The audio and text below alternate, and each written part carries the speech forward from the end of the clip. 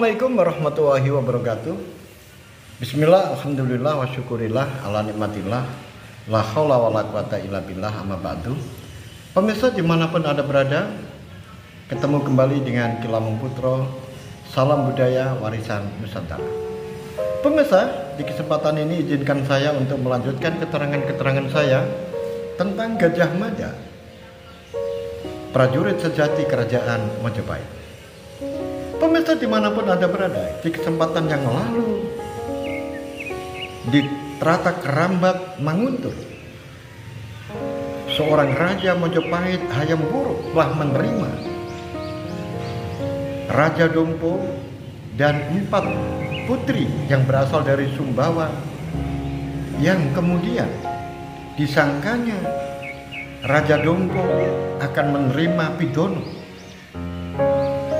Tetapi kenyataannya sebaliknya, Raja Dompo mendapatkan penghormatan dan para putri mendapatkan penghormatan layaknya tamu kerajaan.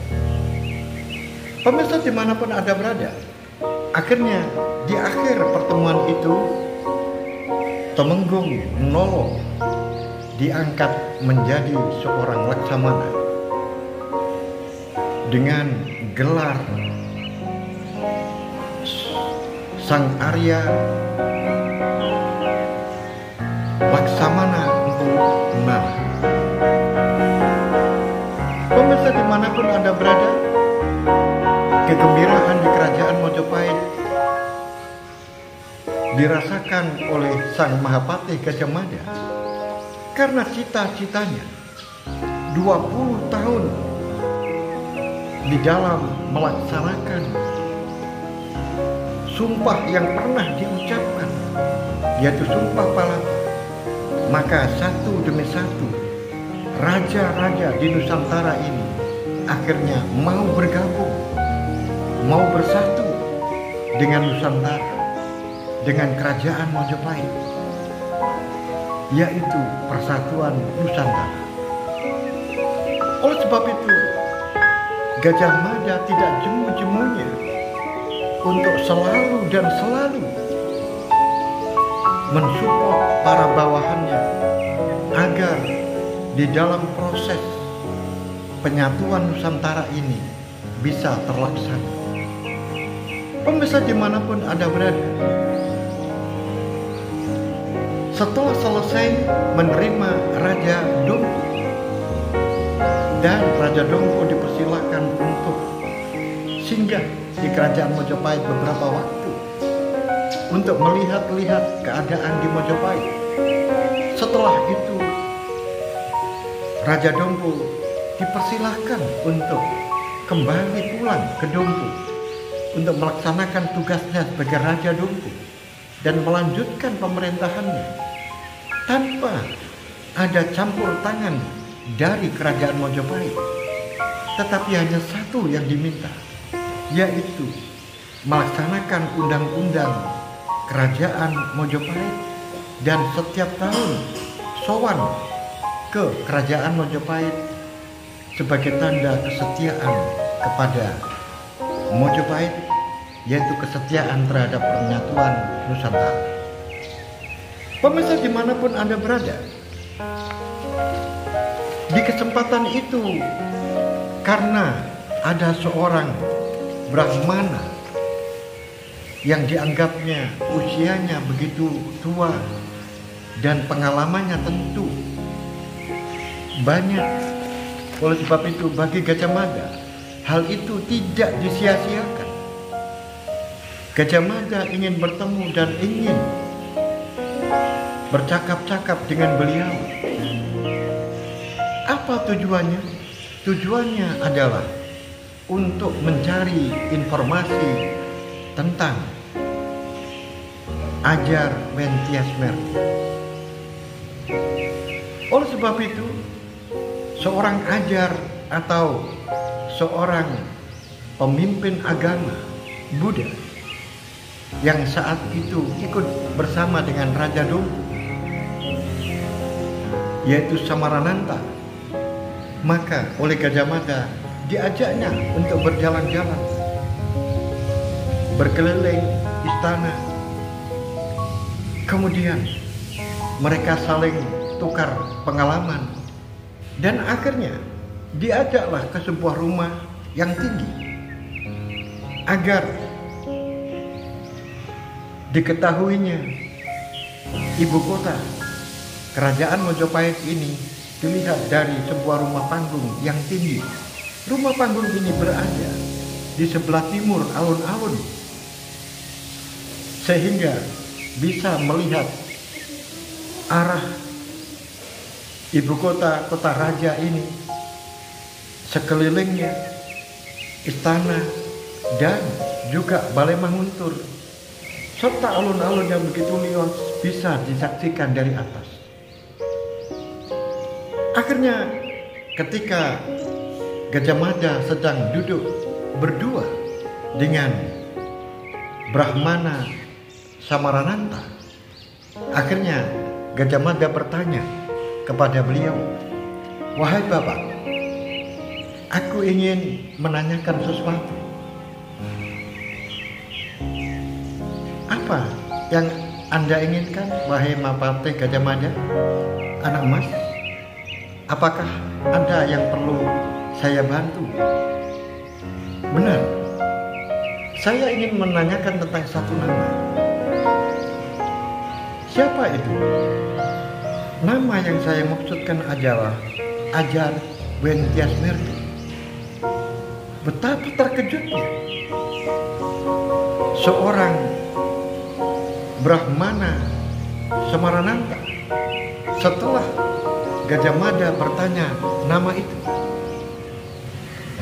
Kemudian Brahmana Samarananta berbalik bertanya, "Begitu pentingkah anak emas sampai bertanya tentang nama itu?" "Benar, saya ingin tahu tentang nama Ajar Wentiasmerti karena orang ini membuat aku lebih penasaran." "Oh, begitu. Apakah anak emas percaya tentang adanya orang itu?" Gajah Mada malah ditanya. Karena Gajah Mada ini seorang politikus yang luar biasa hebat, maka pertanyaan itu malah dibalik. "Bagaimana menurut Bapak?" Akhirnya Brahmana Samarananta mengatakan, "Sebetulnya kalau saya mengetahui tentang nama Wentiasmerti itu hanya sebuah cerita, yaitu cerita pada zaman kerajaan Singosari, di mana orang ini pernah hidup di saat Prabu Betoro Singomurti menjabat sebagai ratu kembar dengan saudara iparnya, yaitu Mahisa Wong Atelang yang mempunyai anak Mahisa Campok. Dan kemudian yang satu menjabat sebagai seorang raja dan yang satu menjabat sebagai seorang panglima perang yang gagah perkasa, yaitu Prabu Betoro Singomurti. Setelah Prabu Betoro Singomurti ini menjadi seorang panglima perang, maka nama seorang yang namanya Ajar Wentiasmerti itu ada. Dan saat-saat kerajaan Mojopahit ini berdiri dan dibangun, maka nama seorang Ajar Wentiasmerti ini adalah sebagai tameng, orang yang melindungi Raden Wijaya di dalam melaksanakan tugas-tugasnya yaitu sebagai orang yang memiliki kemampuan yang bisa melindungi dan bisa mengayomi kekuasaan dari Raden Wijaya. Pemirsa dimanapun Anda berada, pemirsa dimanapun Anda berada,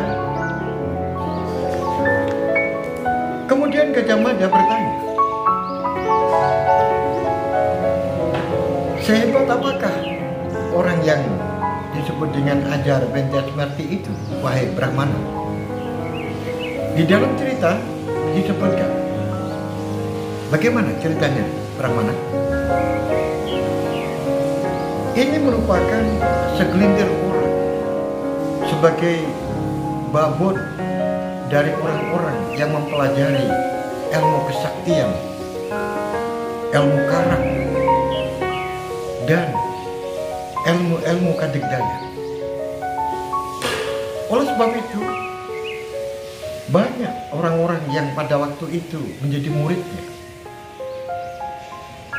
Salah satu di antaranya adalah orang yang disebut pencuri atau maling dermawan. Siapa dia? Yang disebut dengan maling yang dermawan itu adalah Wirota Wirogati. Dia mencuri di mana-mana, tetapi hasil curiannya dibagikan kepada orang-orang fakir miskin. Oleh sebab itu dia dikenal dengan sebutan maling atau pencuri dermawan atau maling yang dermawan. Kemudian ada lagi, yaitu Pawagal. Bahkan Ronggolawe adalah murid dari Ajar Wentyasmerti ini. Dan masih banyak lagi, misalnya Medang Dangdi. Dan juga ada seorang nama yang lainnya, yaitu Pamandoko dan Sorohandoko. Mereka adalah murid dari Ajar Wentyasmerti yang dikenal memiliki ilmu-ilmu kekebalan, ilmu-ilmu tentang kadigdayaan dan ilmu karang yang lain. Kemudian Gajah Mada mencoba untuk menyelam, dan juga ilmu yang bisa mendatangkan angin puting beliung. Benar. Di dalam cerita juga disebutkan bahwa saat itu yang namanya Mahapatih Rogonoto yang sedang perjalanan kemudian dihadang oleh segerombolan orang-orang yang ingin membunuh Patih Rogonoto. Maka kemudian Ajar Wentyasmerti ini kemudian datang dan memberikan bantuan dan pertolongan. Akhirnya Coyoboyo, yaitu seorang perampok atau seorang pembegal ini, kemudian berhasil dilumpuhkan. Bahkan yang namanya jasad dari Coyoboyo ini sukar untuk dikenal, karena saat itu Ajar Wentyasmerti mendatangkan kalung-kalung besar, kelelawar besar, yang akhirnya kelelawar itu menyerbu gerombolan itu, termasuk pemimpinnya, yaitu Coyoboyo, dicabik-cabik habis oleh kalung-kalung besar. Oh begitu. Pemirsa dimanapun Anda berada, setelah turun dari rumah Pandu, maka di sana sudah ditunggu oleh dua orang prajurit, yang mana prajurit-prajurit ini menunggu turunnya Patih Gajah Mada dan memberikan pesan bahwa Mahapatih Gajah Mada sedang ditunggu oleh Ibu Suri di Tratek Rambat Manguntuh. Akhirnya Gajah Mada berpamitan dengan Brahmana Samarananta karena dirinya mau menghadap Ibu Suri. Pemirsa dimanapun Anda berada, sesampai di Tratek Rambat Manguntuh, kemudian sudah berhadapan dengan Ibu Suri, yaitu Sri Gitarja dan Dyahwiyat, maka di sana cuma ada 2 orang dan hanya ada prajurit penjaga saja, tidak ada yang lain. Sehingga pertemuan ini antara Dyahwiyat, kemudian Sri Gitarja dan Mahapati Gajah Mada. Setelah Gajah Mada menghadap di kedua Ibu Suri itu, kemudian Gajah Mada mengatakan, setelah melakukan sembah sungkem, maka hamba Kanjeng Putri, saya sudah hadir. Paman Patih, sebetulnya Paman, saya ingin bercakap-cakap dan ingin mengajak tukar pendapat dengan Paman. Silakan, Gusti Putri, apa yang perlu dibicarakan, maka lebih baik disampaikan secara gamblang dan terus terang, supaya mempermudah penyelesaian dan solusi. Begini, Paman Mahapati, aku ingin bertanya kepada Paman. Saya mendengar bahwa Gajah Enggon Paman Patih sertakan dengan utusan Majapahit yang dipimpin oleh Patih Maduratna ke Sunda. Apa alasannya Paman Mahapati menyertakan Gajah Enggon untuk ikut di dalam rombongan itu? Terima kasih, Kanjeng Putri. Yang pertama adalah saya mendengar bahwa ada rombongan yang dipimpin oleh Patih Maduratna dan Empu Elang yang membawa juru gambar menuju ke Sunda. Tujuannya adalah untuk melukis putri dari Raja Prabu Linggobuwono, yaitu Raja Sunda Galuh, yang mana juru gambar ini nanti setelah berhasil memotret putri dari Prabu Linggobuwono, kemudian nanti hasilnya dibawa ke Mojopahit. Setelah itu nanti silakan Hayam Wuruk untuk melihat putri ini, suka atau tidak suka, semuanya masih dalam teka-teki. Dan di sini baru Majapahit mengirim utusan ke sana yang menyertakan seorang pelukis atau seorang juru gambar. Ini yang saya dengar. Nah, tujuan saya tidak lain mengirimkan atau menyertakan Gajah Enggon. Ada 2 hal. Yang pertama adalah karena Gajah Enggon seorang prajurit yang sudah teruji kemampuannya. Oleh sebab itu, dengan disertakan Gajah Enggon, saya memerintahkan agar selalu memberikan perlindungan kepada Patih Maduratna dan Empu Elang serta orang-orang yang dikirim ke sana demi keselamatan dan demi keamanan para utusan yang diutus Mojopahit menuju ke Sunda. Ini yang pertama. Kemudian yang kedua adalah Gajah Enggon menerima tugas khusus dari saya. Tiba-tiba dia lihat dengan menyela pembicaraan dari Mahapati Gajah Mada. Dia lihat langsung mengatakan, untuk apa? Pemirsa dimanapun ada berada. Akhirnya Gajah Mada terhenti sementara karena apa yang mau disampaikan sudah disela oleh dia lihat dengan pertanyaan untuk apa. Oleh sebab itu Gajah Mada dengan tidak ragu-ragu memberikan penjelasan dan keterangan. Mohon ampun, Gusti Putri, saya mengutus Gajah Enggor ini untuk tujuan khusus.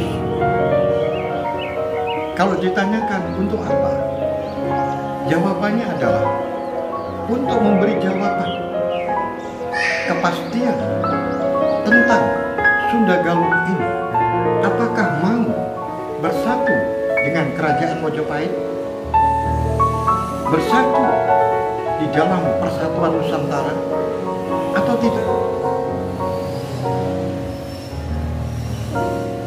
Demikian Kanjeng Putri jawaban saya.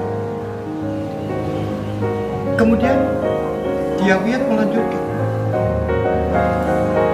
Mahapati, Paman kan sudah tahu bahwa upaya untuk mengirimkan juru gambar ke sana tidak lain adalah untuk melukis anaknya, putri dari Sunda, yaitu putri dari Prabu Linggobuwono. Sehingga penjajakan ini merupakan sebuah penjajakan yang mana antara Mojopahit dengan Kerajaan Sunda akan menjajaki, akan berbesanan, karena ada upaya menjodohkan antara Hayam Prabu Mojopahit dengan putri dari Sunda Galuh. Apakah itu tidak menjadikan pertimbangan paman?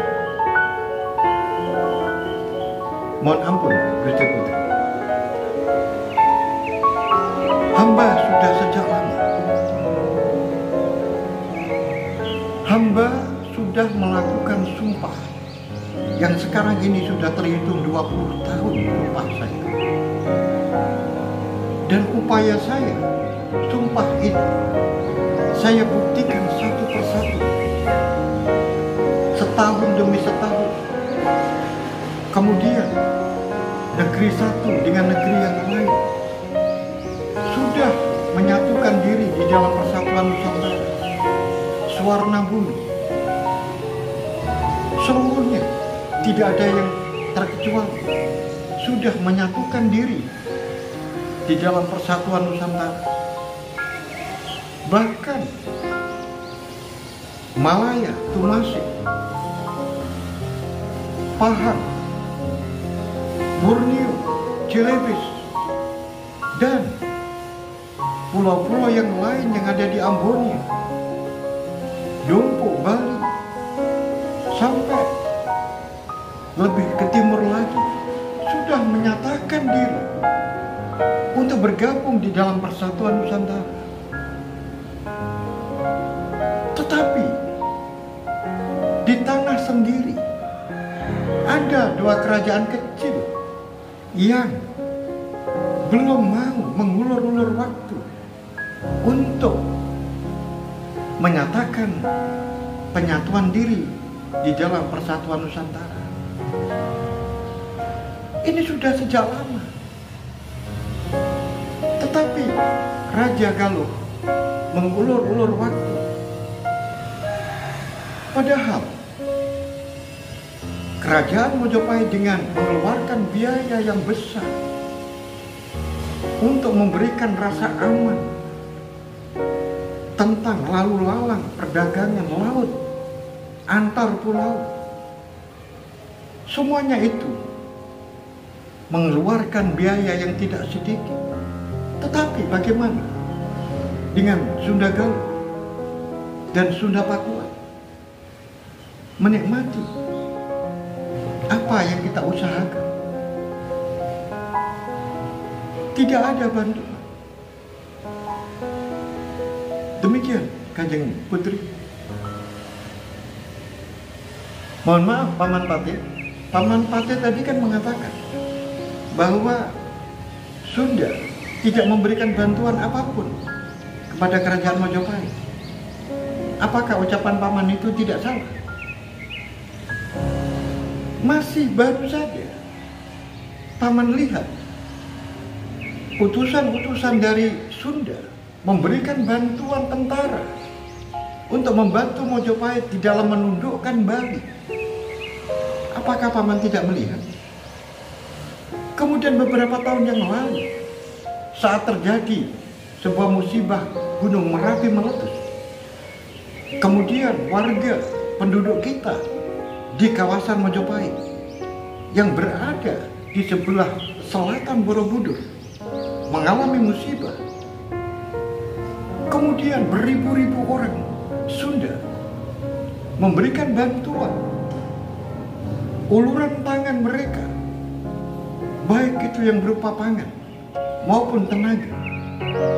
Dan prajurit-prajurit mereka bekerja untuk meringankan beban penduduk-penduduk yang ada di sana. Itu semuanya adalah rakyat Mojopahit. Apakah itu tidak menjadikan pertimbangan paman? Yang mana paman mengatakan tidak ada bantuan apapun dari Sunda? Tidak itu. Bukan itu bantuan yang saya inginkan. Bantuan yang saya inginkan adalah satu, yaitu bersatu dengan kerajaan Mojopahit, yaitu persatuan Nusantara. Hanya itu, tidak ada tawar-menawar yang lain. Pemirsa dimanapun Anda berada, dua ibu suri ini sungguh di dalam menghadapi Patih Gajah Mada yang begitu kuat di dalam memegang apa yang diinginkan. Sungguh kukuh bakuh, tidak berubah sedikit. Kemudian Sri Gitarja menambahi, Paman Patih, mestinya harus ada pertimbangan, Pak. Lihatlah, banyak orang-orang Jawa yang menikah dengan orang Sunda. Sebaliknya, banyak orang Sunda yang menikah dengan orang Jawa. Apakah Paman juga tidak mempertimbangkan hubungan baik selama ini? Orang-orang Sunda banyak yang belajar bertani di sini. Kemudian orang Mojopahit banyak yang belajar tentang peternakan ke orang-orang Sunda. Kemudian hubungan antara Mojopahit dan Sunda sudah begitu dekat. Kemudian apakah tidak akan menjadi sebuah kerusakan yang besar apabila terjadi penyerbuan terhadap Sunda? Kita ini bertetangga, Paman. Mengapa harus menundukkan? Terima kasih, Kanjeng Putri. Sudah aku katakan bahwa Suwarna Bumi sudah tunduk kepada Majapahit, Pahang, Malaya, kemudian Borneo, Celebes, dan di wilayah timur sudah semuanya dalam keadaan tunduk. Kemudian ada dua yang masih belum tunduk. Ini menjadi sebuah cacat yang akan saya terima seumur hidup, karena sumpah saya akan menyatukan Nusantara, sehingga apabila Sunda belum bergabung dengan Majapahit, menjadikan sumpah saya tidak lengkap. Karena hidup saya abdikan untuk Majapahit. Siapa yang berani-berani mengejek saya di dalam soal persatuan Nusantara, maka akan berhadapan langsung dengan saya. Apakah Kanjeng Putri lupa saat selesainya pemberontakan Sadeng dan Keta? Saat itu Rakembar dan Jabung Tarewes yang melecehkan saya, pada saat itu memang aku bersabar karena dalam keadaan melakukan penyerbuan ke daerah lama. Saya biarkan. Tetapi setelah Sadeng selesai, Keta sudah selesai, maka secara satria saya akan menyelesaikan urusan itu dengan Rakembar dan Jabung Tarewes. Sehingga sengaja saya mengundang ribuan orang di alun-alun. Kemudian saya panggil Rakembar dan Jabung Tanabes untuk bertanggung jawab terhadap apa yang diucapkan, apa yang ditertawakan tentang persatuan Nusantara, tentang sumpah saya. Oleh sebab itu, harus diselesaikan secara kesatria. Apakah Rakembar yang mati atau saya yang mati? Apakah Jabung Tanabes yang mati atau saya yang mati? Karena sudah berani mengejek tentang sumpah saya. Oleh sebab itu, pertarungan yang adil di alun-alun yang disaksikan oleh ribuan orang memang sengaja. Saya rela mati demi persatuan Nusantara, demi mewujudkan apa yang menjadi cita-cita saya dan sumpah saya. Sumpah saya harus terwujud. Tidak ada yang boleh menghalangi. Dan sumpah saya tidak boleh terhalangi oleh apapun. Dan tidak boleh ada yang mengejek siapapun akan berhadapan dengan saya. Seperti Rakembar yang saya bunuh dan Jabung Tanabes yang saya bunuh secara adil pertarungan yang disaksikan oleh ribuan orang. Begitu, Gede Putih. Jadi saya tidak pakai tawar-menawar tentang Sunda dan siapapun. Karena Sunda adalah sama dengan negara-negara yang lain, negeri-negeri yang tidak ada istimewa. Paman Patih, pertimbangkan sekali lagi. Ini Mojopahit. Mojopahit ini dibangun oleh Raden Wijaya, yaitu eyang saya. Yang mana Raden Wijaya ini adalah keturunan dari Jayadarma. Nah, kemudian bagaimana? Kemudian cucu-cucunya Jayadarma kemudian menyerbu tempat kelahiran dari kakek buyutnya. Ini masih buyut, sudah berani-berani menyerbu, yaitu Sunda. Apakah kita tidak melakukan kesalahan besar kalau menyerbu Sunda? Nah, kemudian betapa dekatnya, karena Jayadarma ini punya saudara, yaitu Jayagiri. Jayagiri ini mempunyai anak yang namanya Dharma Siksa. Kemudian Dharma Siksa mempunyai anak yang namanya Roko Suci. Roko Suci mempunyai anak Citrogodo. Citrogodo kemudian mempunyai anak, yaitu Uma Lestari. Kemudian Uma Lestari mempunyai anak yang namanya Rogomulyo. Rogomulyo mempunyai anak yang namanya Linggobuwono. Dan Linggobuwono sekarang menjadi raja Sunda. Nah, inilah kita masih bersaudara. Kemudian nanti upaya dari kerajaan Majapahit ini mempersatukan keluarga. Anaknya Linggobuwono ini kita gambar terlebih dahulu. Barangkali nanti anak emas, yaitu Prabu Hayam Wuruk, menyukainya. Maka nanti kita akan berbesanan dengan Sunda. Itu yang dimaksudkan pengiriman, yaitu Patih Madu Ratno menuju ke Sunda. Demikian Paman. Ayo Paman pikirkan sekali lagi, jangan sampai menyerbu ke Sunda. Pemirsa dimanapun Anda berada, ternyata Patih Gajah Mada masih tetap dengan pendiriannya.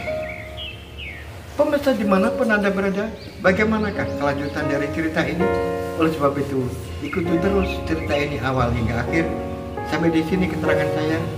Akhirul kalam, billahi taufiq wal hidayah, waridha wal hinayah. Assalamualaikum warahmatullahi wabarakatuh. Salam.